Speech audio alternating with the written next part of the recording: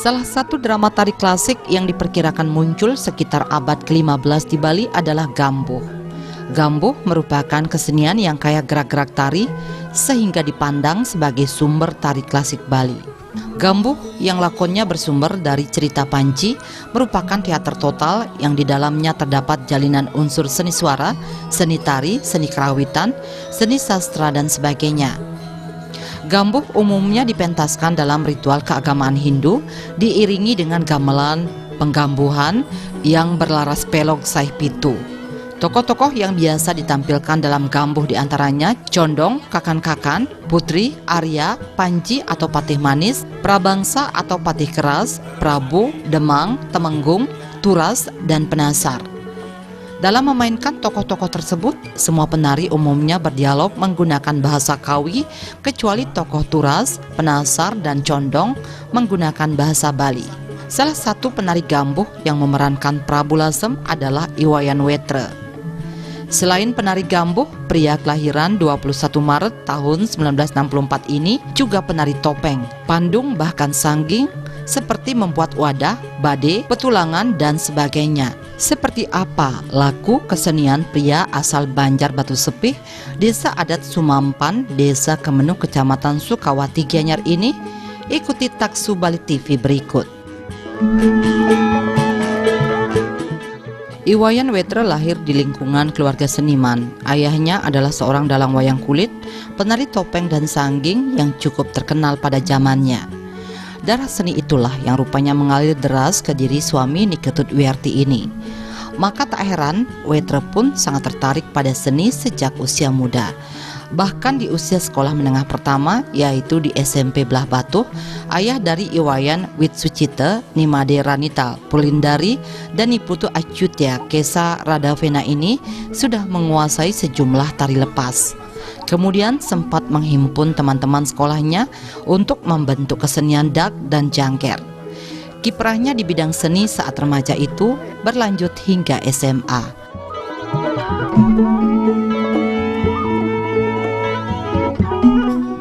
Yang memang lahir dari keturunan seniman. Kebetulan ayah Titiang ke seorang sangging yang diberi julukan itu namanya Jero Mangku Dalang. Sekaligus nih ke Raraman Titiang, guru rupakan Titiang ayah dari guru Panti Dadio Manik Angkaran. Raraman Titiang nih ke bapak Titiang menekuni bidang Asto Kusalo Kusali, dan nih ke karena seorang dalang yang bergelar Mangku Dalang niko ngelukat nyapuh leger talar niko bapak tiang nopeng sidokaryo. Tiang juga dari awal dari SMP tiang juga senang menari, terutama tari lepas dulu. Setelah tiang wendan dari SMP, saat ngetren dag itu, tari dag itu, tiang mengumpulkan teman-teman di SMP bikin tari dag, bikin tari jangger dan ngetren waktu tiang SMP. Setelah tiang tamat SMP Belah Batu, SMP swasta Belah Batu, raris SMA-nya juga ring Belah Batu. Tiang belum di bidang topeng, belum tiang. Juga yang di SMA nih ke bikin jangger, bikin tari dag, berlanjut nih ke. Tamat SMA PGRI Belah Batu, Wetre sesungguhnya tertarik pada seni pedalangan. Ia pun berniat kuliah di ASDI, sekarang isi Denpasar, untuk memperdalam seni pedalangan. Tetapi keinginan itu tidak kesampaian karena keterbatasan biaya kuliah. Maka untuk menyalurkan bakat seninya, Wetre pun belajar seni petopengan pada seniman Ketut Kodi yang dosen isi Denpasar. Sepeninggal sang ayah, Wetre kemudian meneruskan tari petopengan yang dulunya juga dilakoni ayahnya. Dalam seni ini, Wetre kerap mementaskan topeng keras dan topeng dalam. Ia memilih belajar topeng terlebih dahulu ketimbang seni pedalangan atas saran Ketut Kodi.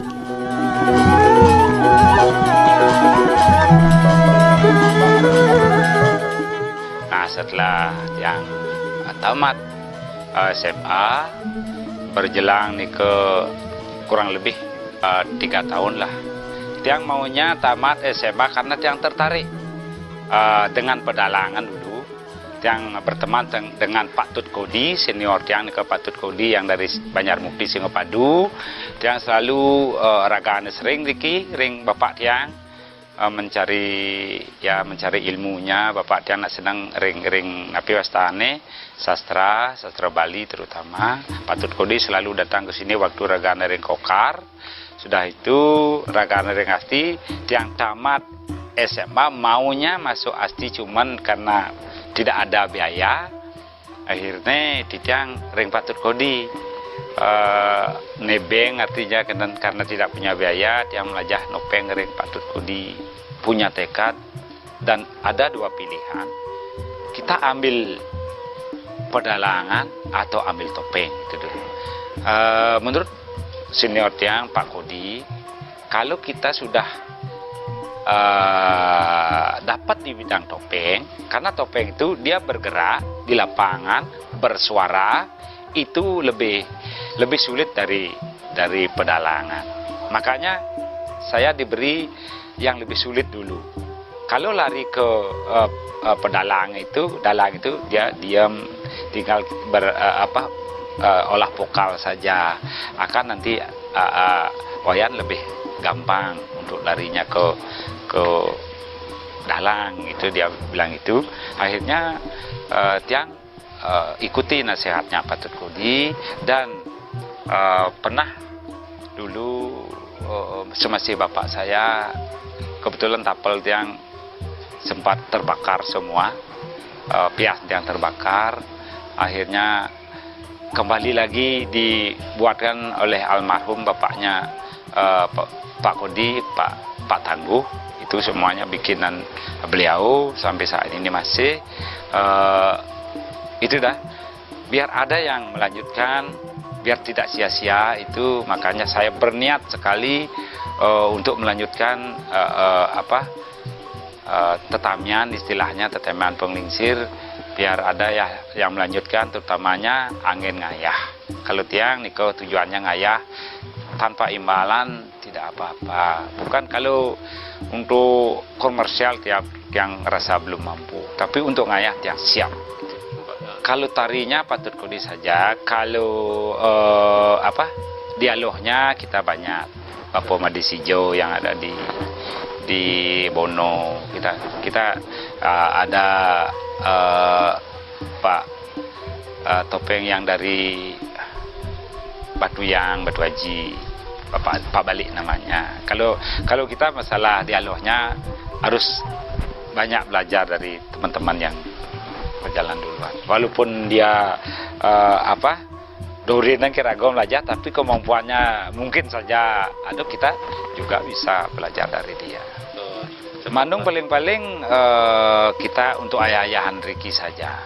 Ya, kalau misalnya ada namanya, kita punya ya pernah hadir itu Pak Tut Pramarto namanya, kita siap membantu. Kalau Pak Tutnya itu bikin apa saja pasti diskusi sama saya, koordinasi sama saya, apa yang diperlunya saya siap ditaruh di mana-mana itu.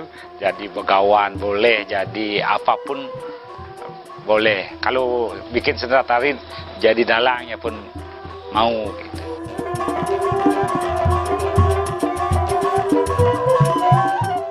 Seiring perjalanan waktu, Wetre bersama teman-teman mendirikan paguyuban Santi Gita Umbara. Melalui paguyuban inilah Wetre dan kawan-kawan memiliki kesempatan ngayah berkesenian seperti pentas wayang kulit, topeng dan rejang dalam pelaksanaan ritual keagamaan baik di Bali maupun luar Bali. Kemudian sejak 5 tahun lalu paguyuban Santi Gita Umbara dilengkapi dengan kesenian gambuh.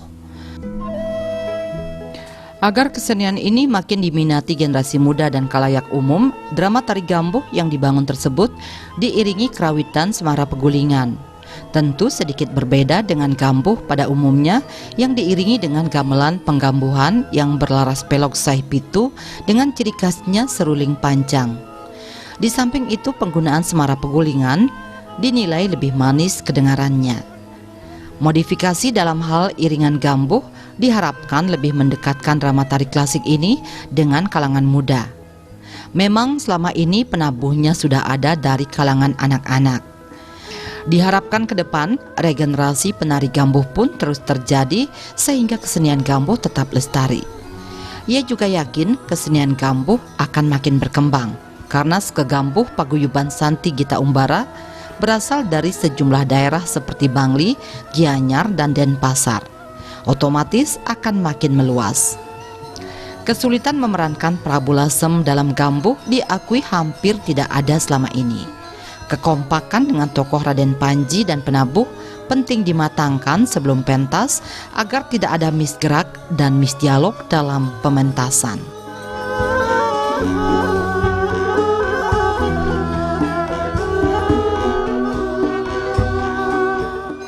Yang demen ngebrik, main di frekuensi, akhirnya kita punya paguyuban yang namanya dulu paguyuban Santi Gita Umbara, yang masuk Rike khusus itu tujuannya untuk ngayah di seluruh Bali sampun kelas kadiraso sampai ke Banyuwangi, sampai ke Gunung Tambora, pada dekat-dekat diki jagi ke Tengger. Bukan ngayah saja, bila perlu kita biar untuk mendukung partisipasi kepada sesama teman Hindu kita yang ada di luar Bali nih yang sampai mengumpulkan dana sama rekan-rekan, akhirnya bisa membangun Kahyangan 3 di Banyuwangi dan juga di daerah-daerah lain.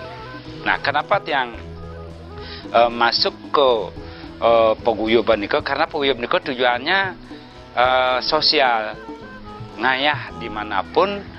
Nah, wenten topengnya, wenten wayang gedongnya, jangirnya juga ada, rejangnya juga ada. Nah, biar ada peningkatan, akhirnya kita meningkat ke gambuh. Karena gambuh niko sangat sakral sekali bagi bagi teman-teman paguyuban gitu. Nah, akhirnya kita semua niko tiang paling rasanya paling muda, tiang 56 tahun, bahkan teman-teman tiang pengisi tiang sampun winten 70 tahunan. Dan bahkan sudah ada yang almarhum. Nah, dari saat itu hampir 5 tahunan berdiri sampun gambuh di tiang, cuman dengan iringan musik Semar Penggulingan. Nikau ngayahnya sampun juga saat nampak-nampak niki jagi ke Tengger ngayah. Kita beda dengan gambuh yang ada di Batuan. Kita pakai Semar Penggulingan. Biar kenapa kita pakai Semar Penggulingan? Kita juga lihat di Pedungan, di Ubud, sangat menarik untuk umum. Kalau yang pakai suling bukan jelek, itu dia budayanya sangat kental sekali. Kita modif sedikit biar menarik untuk masyarakat umum. Itu sebenarnya tiang dalam gamonike tiang menokohi Prabu Lasem. Kebetulan di dalam paguyuban tiang niki Santi Gita Umbara, kebetulan tiang sebagai penari topeng, kita cari yang bekas-bekas penari dulu biar kita agak sedikit membentuk. Kalau nak tenten gigal kan kaku. Nah, kita bukannya bagus, tapi lebih cepatlah untuk mencari atau menokohi suatu tokoh itu kendan. Nah, kebetulan titiang sebagai mandung biasa, sampun biasa jadi pandung, jadi topeng keras, topeng dalam, makanya tiang ambil tokoh Prabu Lasemnya. Teman-teman yang tarinya masal punika, ya yang penting bersamaan geraknya sudah bolehlah kendan. Kita bisa atur nih, kalau banyak kita punya personil, kita tambah misalnya kakak-kakak nih, kita bisa 18, bisa 20. Kalau kita minim personil bisa 8, bisa 16. Yang penting tokoh-tokohnya itu ada. Kalau gambuh, itulah kita kalau pakai suling, anak-anak muda kurang tertarik. Makanya kita modifikasi pakai semar pegulingan biar bisa. Kalau tari gambuh dengan semar, diiringi dengan semar pegulingan, dia amat manis sekali kedengarnya. Dengan sendirinya dia akan menarik para muda-muda, terutama gambuh kita di sini, Sandi Gitu Umbaro sudah bisa menarik anak-anak untuk terutama nabuh dulu. Penarinya sudah ada yang tertarik untuk muda-mudanya. Umurnya yang lebih muda dari saya. Baru belajar dia.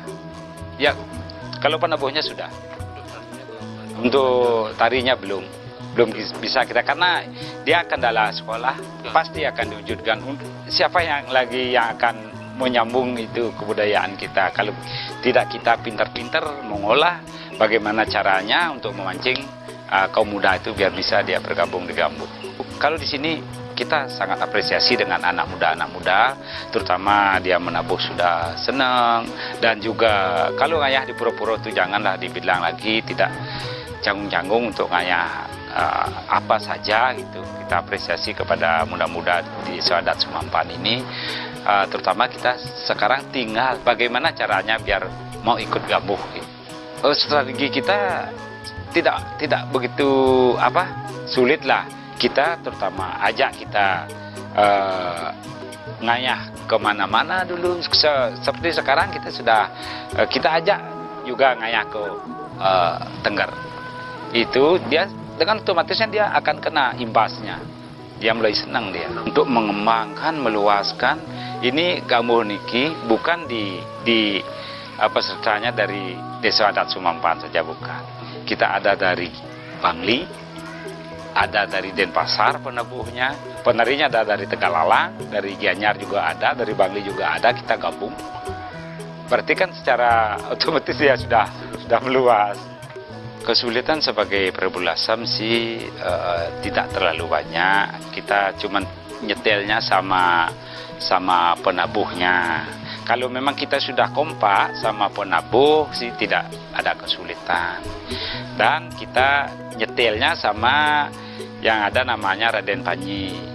Kalau Raden Panjinya itu tidak paham dengan apa yang tujuannya perbulasam, terutama saat perang itu, sama-sama perebutan si Rangkisari itu, kadang-kadang di sana ada mis gerak.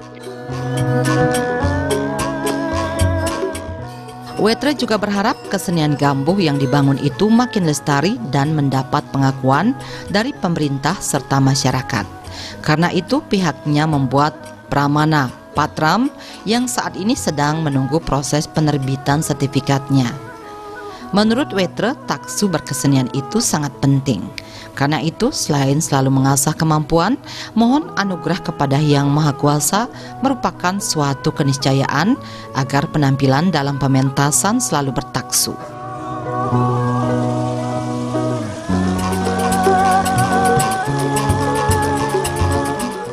Makanya kita maunya mempertahankan kebudayaan gambuh, bahkan kita gambuh Sandi Gitu Umbaro itu akan membuat Pramana Patram sekarang. Ya, Pramana Patram itu biar diakui lah gambuh kita, biar misalnya terus terang saja kita ngayah ini tanpa imbalan apapun. Memang dari hati itu ngayah. Bagaimanapun caranya, berapapun jauhnya kita harus, kalau memang ada tugas ngayah, kita harus ngayah tanpa imbalan apapun. Makanya kita harus untuk pemerintah kita bagaimana caranya biar bisa dibantulah, terutama kita seperti ke Tengger sekarang itu kan perlu transportasi, ada rapid testnya sekarang, itu biayanya dari mana itu. Makanya kita membuat Pramana Patram itu biar diakui lah oleh pemerintah, biar ada tanda bukti kita untuk meminta bantuan ke pemerintah, biar punya sertifikat lah gambuhnya gitu. Pramana Patram itu sudah sampai itu ke Listibia. Tinggal di persetujuannya sudah kita sudah bergerak panitianya. Ya, taksu kalau kita dibalikan itu yang kita utamakan kan. Kalau taksu kemana-mana pun kita, karena di Merajang kita memang sudah ada taksu kan. Taksu sebelum kita berangkat pasti ada taksu, ada dewoyang, ada sanggah kemulan, pasti semua kita ada. Di diri kita ada yang namanya nyamuk gitu. Itu kita semua biar kita selamat lah. Biar mau taksu, terutama kita minta izin kepada siapa yang punya kalangan itu. Siapa yang punya kalang itu kan kita harus minta izin. Taksu kita juga kita nyawa, misalnya kita kalau saya Nyido Karyo misalnya, Nyido Karyo pastilah kita minta izin kepada Ratu Tabib Ulun Ratu Dalam Nyido Karyo biar beliaunya bisa tedun untuk menetralisir aura yang kurang bagus kan. Kalau di kamu?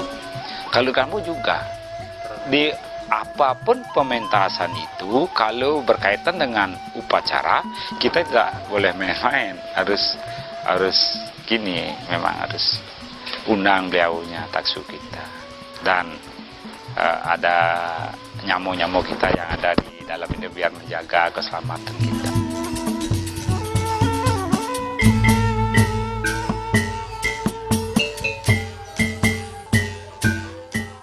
Kiprah Wetre dalam berkesenian mendapat apresiasi dari koordinator tabuh Seka Gambuh Santi Gita Umbara Iketut Pramarta. Wetre dipandang sebagai sosok yang multitalenta. Dalam berkesenian, Wetre dinilai memiliki kekuatan dalam filosofi dan kemampuan manajerial. Pramarta juga salut di sela-sela kesibukannya sebagai wakil bendesa adat Sumampan, Iwayan Wetre masih punya waktu ngayah berkesenian. Ia berharap Iwayan Wetre selalu sehat.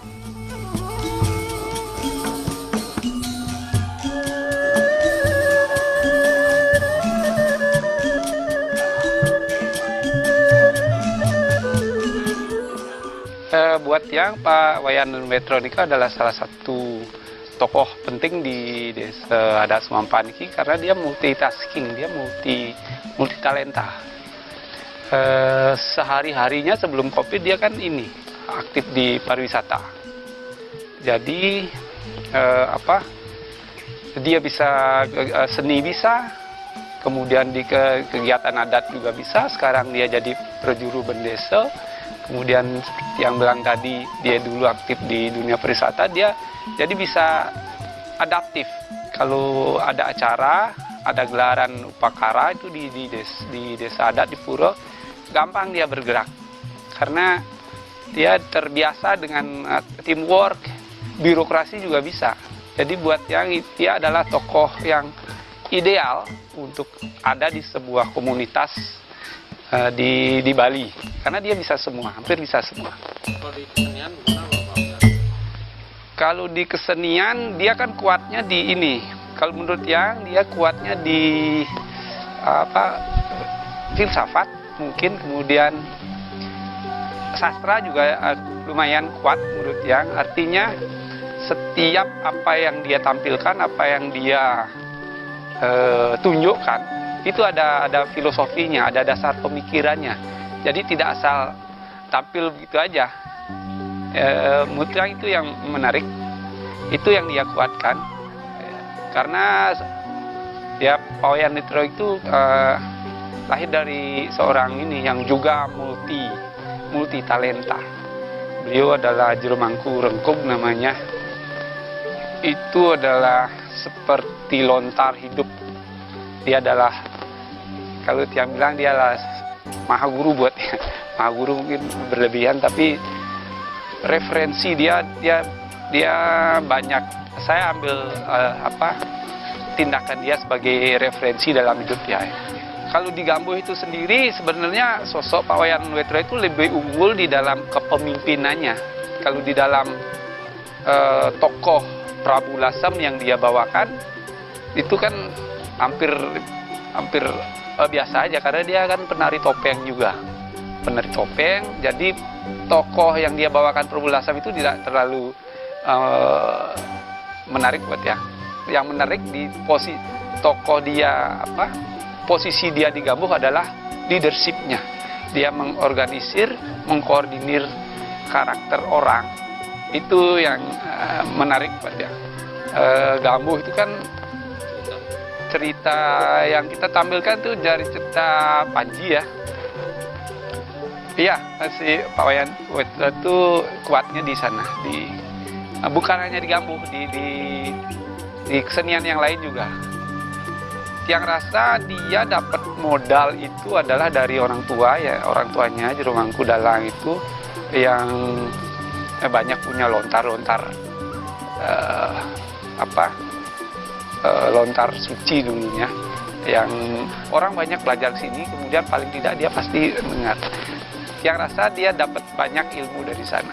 Di samping juga karena lingkungan berkesenian, akhirnya kita juga termasuk yang banyak berteman dengan orang-orang yang bergelut di dunia itu, dari dunia sastra, dari dunia filsafat, dan dunia kesenian. Dari segi itu sebenarnya itu adalah tanggung jawab Tiang. Dia tanggung jawabnya saya rasa sudah cukup besar sekali, bahkan sangat besar. Harusnya harapan itu ada di pundak Tiang untuk meneruskan cita-cita Pak Wayan Wetra dan meneruskan apa yang sudah dia bangun sekarang. Kalau harapan Tiang sudah nggak ada lagi, udahlah cukup sehat aja.